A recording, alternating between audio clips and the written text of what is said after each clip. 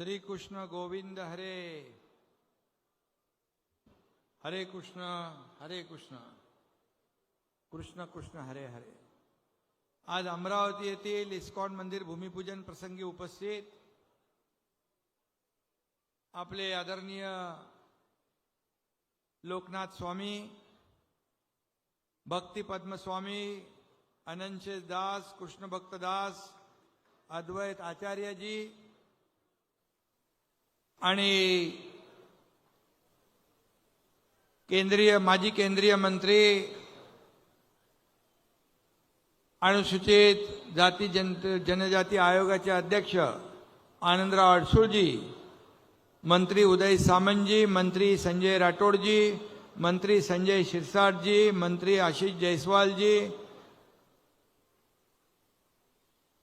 अनिल बोंडेजी, रवी राणा, अभिजित अडसूळ, संजय खोडके आणि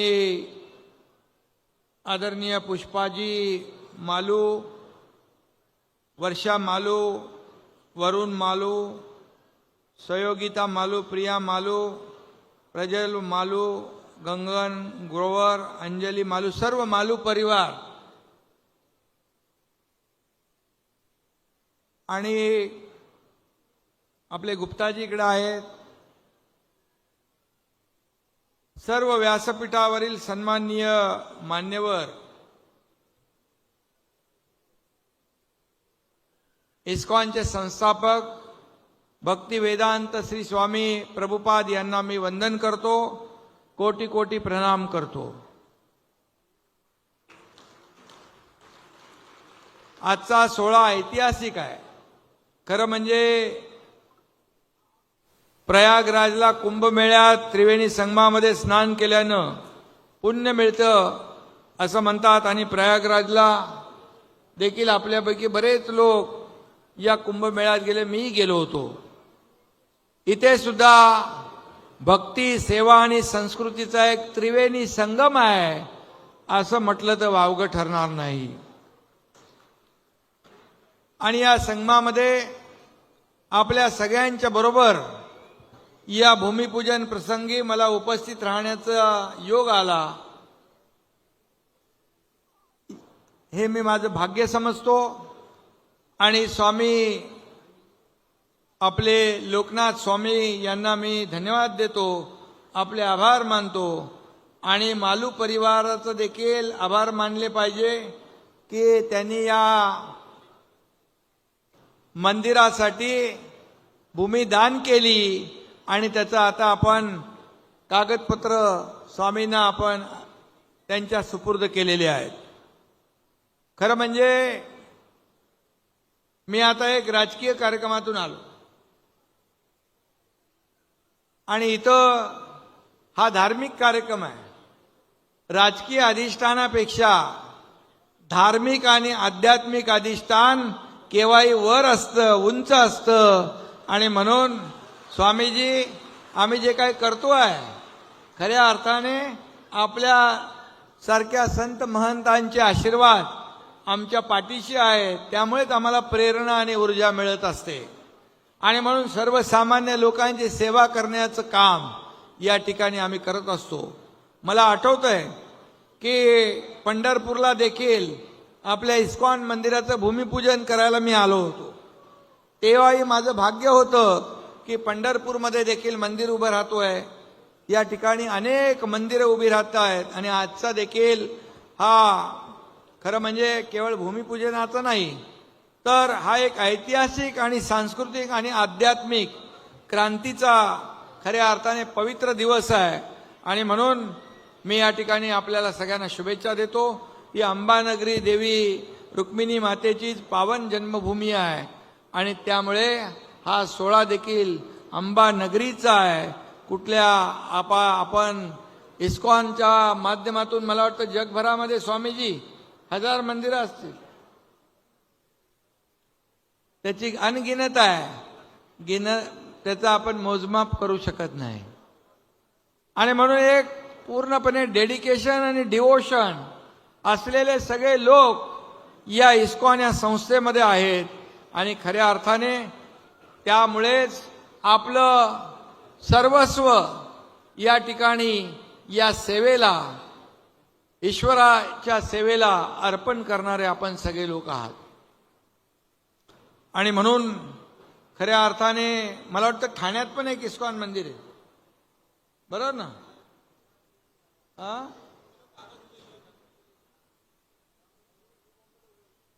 नव्या मुंबईला पण आहे. मोदीजी आले होते, आदरणीय प्रधानमंत्री नरेंद्र मोदीजी आले होते आणि त्या कार्यक्रमाला मी होतो, स्वामीजी होते. आणि म्हणून इस्कॉन मंदिर जिथं उभं राहतं, येताना मी बोलत होतो की तिथली भूमी पावनमय होऊन जाते, मंगलमय होते आणि पवित्र होते. आणि त्या ठिकाणी जे काही अपवित्र असतं ते सगळं दूर होतं आणि तिथल्या सगळ्या आजूबाजूच्या लोकांच्या जीवनामध्ये सुख, समाधान आणि समृद्धी येते. अशा प्रकारचा अनुभव आपल्या सगळ्यांना. आणि म्हणून या ठिकाणी उभारण्यात येणारं बाळकृष्ण धाम हे इस्कॉन मंदिर महाराष्ट्रातलं मोठं दुसरं आहे. महाराष्ट्रामधलं हे मोठं होत आहे ना. आणि म्हणून सर्वात भव्य दुसरं मंदिर असणार आहे. आणि या मंदिरासाठी मालू परिवाराने जे काही योगदान दिलेलं आहे त्याबद्दल खरं म्हणजे असे दानदाते या चांगल्या पवित्र कामासाठी पुढे आले पाहिजेत. आणि म्हणून इस्कॉन मंदिर या ठिकाणी आज भूमिपूजन झालेलं आहे. मला वाटतं यासाठी शेकडो, हजारो, लाखो हात पुढे आले पाहिजे आणि इस्कॉन मंदिर भराभरा भराभरा उभं राहिलं पाहिजे.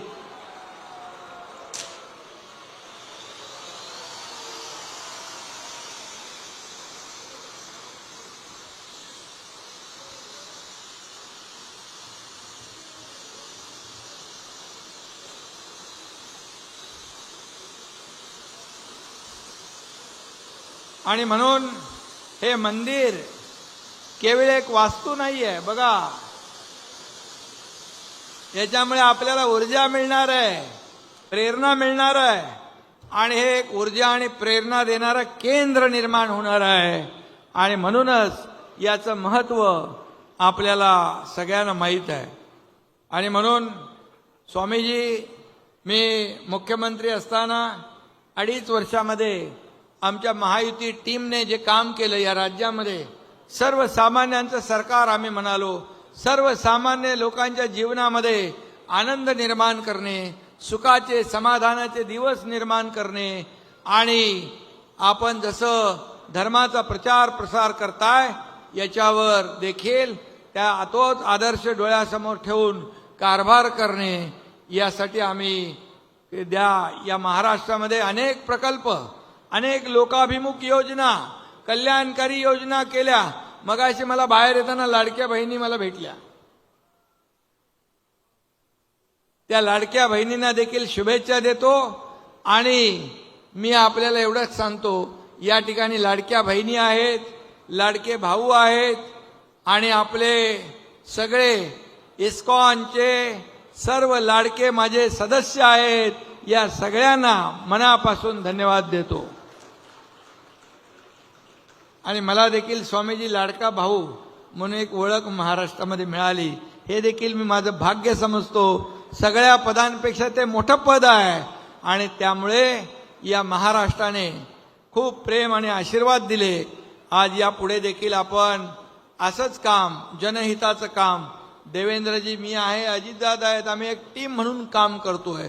आणि या राज्याला पुढे घेऊन जायचं आहे, या राज्याला विकासाकडे न्यायचं आहे, या राज्याला नंबर 1 आणखी त्याच्यामध्ये भर आपल्याला टाकायची आहे. अनेक आघाड्यांवर आपला महाराष्ट्र नंबर 1 आहे. आणि म्हणून मला मगाशी काही लोक विचारत होते अमरावतीमध्ये काय करणार. मला वाटतं उदय सामंत यांनी आज एक बैठक घेतली उद्योग आणि पाणी प्रश्नावर. मला वाटतं अमरावती देखील जे जे काही विकासाचे प्रकल्प आहेत, विकासाची कामं आहेत, ती देखील आपण केली पाहिजे. आणि यासाठी मी आपल्याला सगळ्यांना सांगतो, सरकार आपल्या सोबत आहे, एवढंच आपल्याला खात्री मी या ठिकाणी देऊ इच्छितो.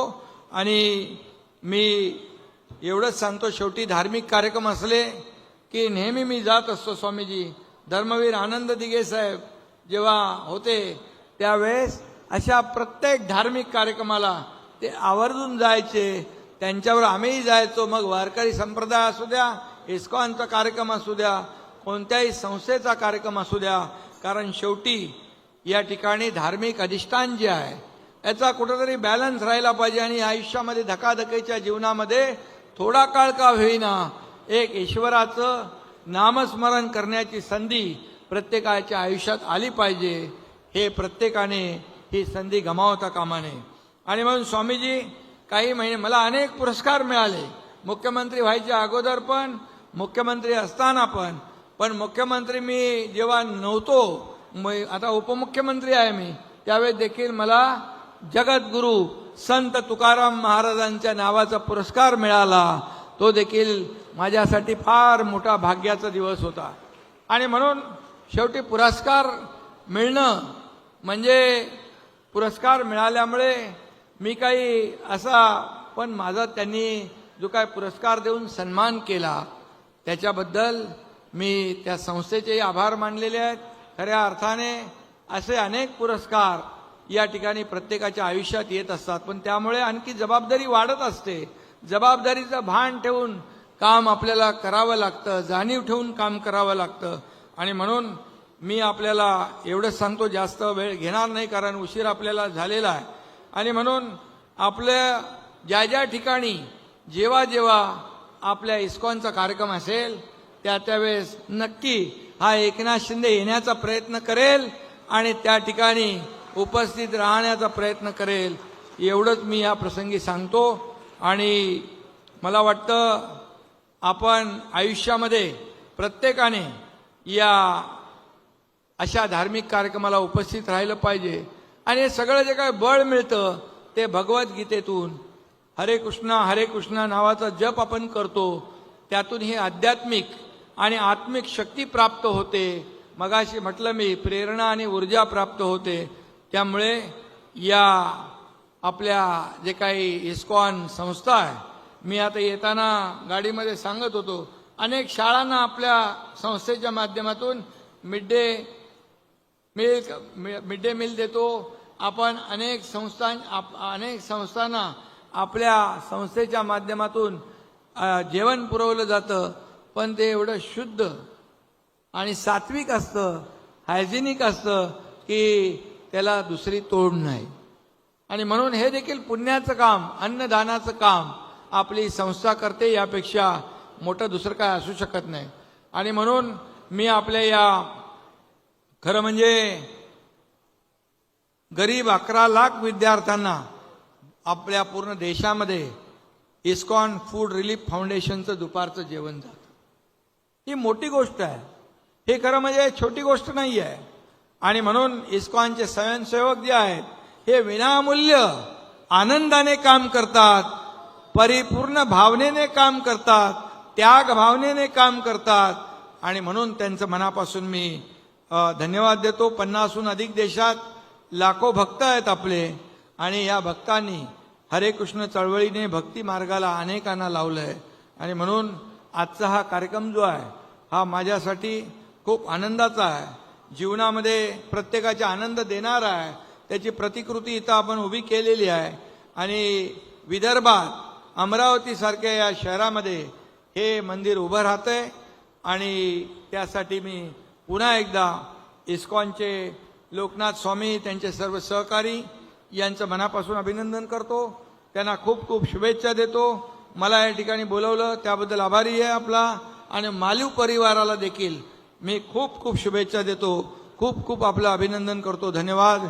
जय हिंद, जय महाराष्ट्र.